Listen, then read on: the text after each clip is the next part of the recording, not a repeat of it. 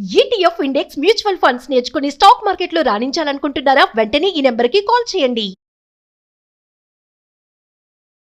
నమస్తే, welcome back to Suman TV. నేను మీ Sanjay. Hyderabad Golconda police station పరిధిలో 14 ఏళ్ల పసికందుని కన్న తండ్రే అతి కిరాతకంగా కత్తితో పొడిచి చంపి డస్ట్బిన్ లో పాడేసినట్టు తెలుస్తుంది.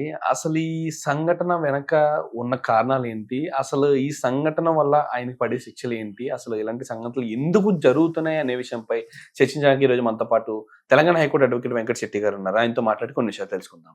నమస్తే సార్. నమస్తే సార్.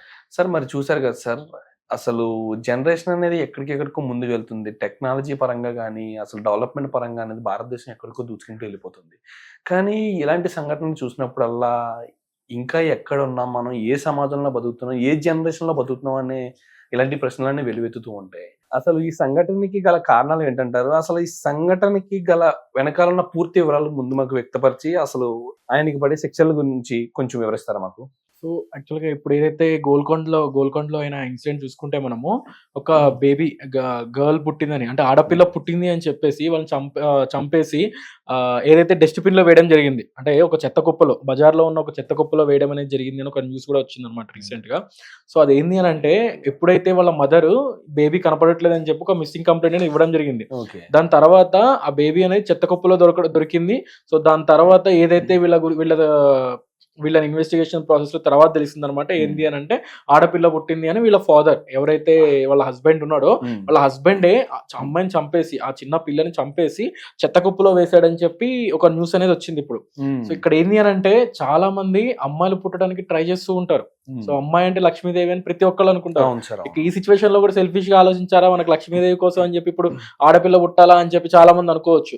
బట్ అట్లా కాకపోయినా ఏదైతే ఒక శాస్త్రం ప్రకారం అట్లా అనుకుంటారు. అండ్ చాలా మంది కూడా పిల్లలు పుట్టట్లేదు అని చెప్పేసి చాలా మంది ఏదైతే టెస్ట్ చేయించుకోవడానికి కోసం అనే పూజలకు అని చెప్పి డిఫరెంట్ డాక్టర్ దగ్గరికి వెళ్ళేసి ఒక ట్రీట్మెంట్ అని చేయించుకోవడానికి కూడా ఆ ప్రాసెస్ కూడా, ఏదైతే ఆ ట్రీట్మెంట్ ప్రాసెస్ కూడా లాక్స్ లో ఖర్చు అయిపోతుంది. ఇంత లాక్స్ ఆఫ్ రూపీస్ పెట్టి ఒక్కొక్కళ్ళు పిల్లల కోసం ఇంత కష్టపడుతుంటే, వీళ్ళు ఆరామ్సే, వీళ్ళు ఇక్కడ వాళ్ళు కూడా కాదనమాట, వీళ్ళు నేపాల్ వాళ్ళు. సో ఇక్కడికి వచ్చి సెటిల్ అవ్వడం జరిగింది. ఈ పర్సన్స్ ఒక ఆడపిల్ల పుట్టింది అని చెప్పి చంపేశారు. సో ఓన్లీ వీడనే కాదు, సో ఇట్లా చాలా మంది ఉన్నారు. సో ఇప్పుడు వీడు కాబట్టి బయటకు వచ్చాడు. సో చాలా మంది కూడా ఎవిడెన్స్ లేకుండా బయట పడేయడం కానీ, లేదు వాళ్ళని నేను పెంచలేని క్యాపబిలిటీ, వాళ్ళని పెంచలేనేమో అని చెప్పి బయట చెత్త కుప్పలో పడేయడం కానీ, ఇట్లాంటి సిచ్యువేషన్స్ చాలా ఉన్నాయి. సో నువ్వు పెంచలేనప్పుడు నువ్వు ఎందుకు కనాలి పిల్లల్ని? సో అంతే కదా, నీకు పెంచలేని క్యాపబిలిటీ, నీకు ఒకవేళ వాళ్ళని చూసుకోలేని క్యాపబిలిటీ నీకు లేదు అనుకో, ఆ క్యాపబిలిటీ నీకు లేదు అన్నప్పుడు మ్యారేజ్ చేసుకోకూడదు. అండ్ అదే కాకుండా పిల్లల్ని కనకూడదు. సో నువ్వు ఏమంటావు, నీ సెక్స్ సుఖం కోసమో లేకపోతే నీ శారీరక సుఖం కోసమో నువ్వు ఒక మ్యారేజ్ చేసేసుకొని వాళ్ళని పుట్టిన తర్వాత వాళ్ళని రోడ్డు మీద పడేయడం కానీ, వాళ్ళని చంపినా కానీ అదొక పాపం. అండ్ అదే కాకుండా వీళ్ళని చూసి నెక్స్ట్ వేరే వాళ్ళు కూడా తయారవుతారు ఇలానే. సో ఇవాళ చూసుకుంటే ఎలా అంటే, ఓన్లీ మ్యారేజ్ అయిన వాళ్ళనే కాదు, మ్యారేజ్ కాలేని సిచ్యువేషన్స్ లో కూడా లివింగ్ టుగెదర్ ఉండడం కానీ, లేదు పేరెంట్స్ దగ్గర నుంచి దూరంగా సిటీకి వచ్చేసి సిటీ కల్చర్కి అలవాటు పడి ఎవరో ఒకరితో లివింగ్ టుగెదర్ ఉండడం. సో వాళ్ళతో కడుపులు చేయించుకున్న తర్వాత కొన్ని సిచ్యువేషన్స్ తర్వాత, అంటే ఒకవేళ వాళ్ళకి ప్రెగ్నెన్సీ అయిన సిచ్యువేషన్స్ లో ఒక మీన్ వైల్ టైంలో వాళ్ళకి అబార్షన్ చేయాలన్న కష్టం. సో ఆ సిచ్యువేషన్ లో కూడా బేబీని కండం, సో దాని తర్వాత వాళ్ళని ఎక్కడైనా పడేయడం కానీ, ఎక్కడైనా చంపేసేయడం కానీ, ఇట్లాంటివన్నీ చేస్తూ ఉన్నారు. సో చాలా మంది ఇది ప్రెసెంట్ ఇట్లాంటి సిచ్యువేషన్స్ మనం చాలా చూస్తూనే ఉన్నాం. సో ఇలా చాలా చోట్ల చూస్తూ ఉన్నాం. కాబట్టి నేను చెప్పేది ఏంటి అని అంటే, ఇన్ కేస్ ఎవరైనా కానీ ఇలా చేస్తున్న సిచ్యువేషన్స్ లో, ఎవరైనా ఇలా చేస్తున్నప్పుడు వాళ్ళ మీద మనం కరెక్ట్ పనిష్మెంట్ ఇవ్వాలి అని అంటే, సో వాళ్ళ మీద గినక బిఎన్ఎస్ యాక్ట్ సెక్షన్ 91 ప్రకారం వాళ్ళ మీద కేసు ఫైల్ చేస్తే వాళ్ళకి 10 years వరకు పనిష్మెంట్, 10 years వరకు ఇంప్రిజన్మెంట్ అనేది వేయడం జరుగుతుంది. ఎప్పుడైనా ఒక బతికి ఉన్న బేబీని చంపేయడం కానీ, లేకపోతే కడుపులో ఉన్నప్పుడే నువ్వు చంపేసినా కానీ, వాళ్ళకి 91 ప్రకారం గినక వాళ్ళ మీద కేసు ఫైల్ చేస్తే వాళ్ళకి అప్ టు 10 years వరకు ఇంప్రిజన్మెంట్ పడుతుంది అనమాట. సో దీని మీద బెయిల్ రావడం కూడా కష్టం. సో ఇదంతా నాన్ బెయిలబుల్ అఫెన్స్ ఇది. సో వాళ్ళు బెయిల్ అప్లై చేయాలన్నా కూడా వాళ్ళకి కష్టం అనమాట. సో ఇట్లాంటి సిచ్యువేషన్స్, చాలా సిచ్యువేషన్స్ ఇక్కడ ఎక్కడ అయిపోతాయి అని అంటే, ఏదైతే లివింగ్ టుగెదర్ ఉన్న సిచ్యువేషన్స్ లో చాలా మంది అబార్షన్ చేయించుకుంటారు. కొంతమంది అయితే వాళ్ళ నెట్వర్క్ యూజ్ చేసుకుని ఆడపిల్ల అన్న తర్వాత ఏదో ఒక టాబ్లెట్ వేసి చంపేయడం కానీ సార్, ఇక్కడ ఆడపిల్లలకి ఎలాంటి అగత్యాలు జరుగుతున్నాయి. కానీ ఇప్పుడు మన సమాజంలో చూసుకుంటే 180 మంది 75 మంది మాత్రమే ఆడపిల్లలు ఉన్నారు.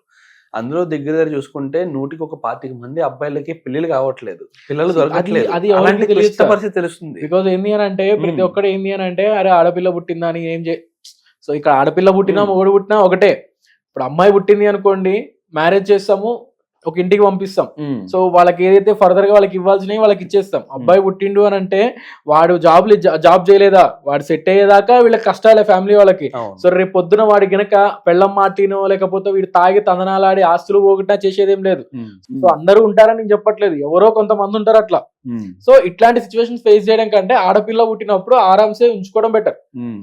ఇట్లాంటి సిచ్యువేషన్స్ ఒక 10% 1% అవుతూ ఉంటాయి. బట్ ఇట్లాంటి వాళ్ళ మీద మనం పనిష్మెంట్ ఇవ్వాలి అని అంటే వాళ్ళ మీద కేసు ఫైల్ చేపిస్తే సెక్షన్ 91 ప్రకారం కనుక వాళ్ళ మీద కేసు ఫైల్ చేస్తే వాళ్ళకి అప్ టు 10 years వరకు పనిష్మెంట్ అనేది ఇవ్వడం జరుగుతుంది. ఓకే. అండ్ అబార్షన్ చేయడం నేరమే, అబార్షన్ కాకుండా అబార్షన్ చేస్తే ఎవరైతే అబార్షన్ చేసిన డాక్టర్ మీద కూడా మనం కేసు ఫైల్ చేయొచ్చు, ఏదైతే ఇట్లాంటి వాటికి ఎంకరేజ్ చేస్తుంది కాబట్టి. సో అందుకనే ప్రతి ఒక్కళ్ళు టాబ్లెట్లకు వెళ్తున్నారు అందుకే ఈ మధ్య. సార్ ఇప్పుడు మన సమాజంలో ఇప్పుడు మనం మాట్లాడుకున్నాం, అసలు అమ్మాయిలే చాలా తక్కువగా ఉన్నారు, అబ్బాయిల్లో 20 అంటే 100కి 25 మంది అబ్బాయిలకి పెళ్లిళ్ళు కావట్లేదని మాట్లాడుకున్నాం. ఇలాంటి ఇన్ఫర్మేషన్ వాళ్ళకి లేకంటారా, లేకపోతే అమ్మాయిని కంటే ఖచ్చితంగా కట్న కానుకలు అనేవి ఇచ్చి పెళ్లి చేయాలి అనే పరిస్థితుల్లో వీళ్ళు ఇలాంటి పనులు చేస్తున్నారంటారా? సో ఇక్కడ అమ్మాయి పుడితే బరువు అనేది మాట అనేది అవాస్తవం అనమాట. బికాజ్ ఎందుకు అని అంటే ఇప్పుడు మీరు అన్నట్లుగానే అమ్మాయిల రేషియో అనేది చాలా తక్కువ ఉంది. సో ప్రెసెంట్ అమ్మాయిలకి ఎదురుకట్టం ఇచ్చి మరీ పెళ్లి చేసుకున్న కేసెస్ చాలా ఉన్నాయి. ఎందుకు అని అంటే అమ్మాయిలు దొరక్క ఒక క్యాస్ట్ వాళ్ళు ఇప్పుడు కొత్తగా అయిపోయింది. సో అంతకు ముందు ఒకటే క్యాస్ట్ వాళ్ళని చేసుకోవడం ఇది కామన్ అయిపోయింది. అట్ ప్రెసెంట్ ఏంది అని అంటే క్యాస్ట్ లో కానీ లేకపోతే వాళ్ళ ఏరియాలో కానీ అమ్మాయిలు దొరక్క వేరే కాడ నుంచి మరి మ్యాచింగ్ చూసుకొని పెళ్లి చేసుకోవడం కానీ, లేదు వేరే క్యాస్ట్ అమ్మాయికి కూడా డౌరీ ఇచ్చి మరి అంటే ఎదురు కట్నం ఇచ్చి మరి పెళ్లి చేసుకునే సిచ్యువేషన్స్ ఉన్నాయి. సో అంతకు ముందులాగా ఉన్న సిచ్యువేషన్ వేరు. ఇప్పుడు వీళ్ళు ప్రతి ఒక్కళ్ళు ఏంటంటే వాళ్ళ కట్నాలు ఇవ్వాలి. సరే నువ్వు కట్నం ఇద్దాం అనుకున్నావు, కట్నం ఇచ్చి ఒక ఇంటికి మంచి ఇంటికి పంపిద్దాం అనుకున్నారు అనుకోండి, రేపు పొద్దున్న కొడుకు పుడితే నిన్ను మంచి చూసుకుంటానికి గ్యారంటీ ఏముంది? కొడుకు పుట్టినా కూతురు పుట్టినా అదే కదా. సో కొడుకునైనా చదివిస్తావు, కూతురునైనా చదివిస్తావు. కూతురుకైతే ఒక ఫంక్షన్ ఎక్కువ ఉంటది, కొడుకు అయితే అసలు ఫంక్షన్స్ ఉండవు, పెళ్లి వరకు ఉంటది. నువ్వు చేసుకోవాలి అని అంటే ఇన్ని ఫంక్షన్లు అయినా ఉంటాయి. సో ఇదంతా ఎవరికి తెలియదు అనమాట.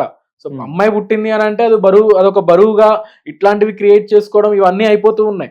సో అట్లా అమ్మాయి పుడితే ఇంత బరువు అని అంటే అసలు వీడెలా పుడతాడు ఫస్ట్? అంతే కదా. సో వీడు పుట్టింది కూడా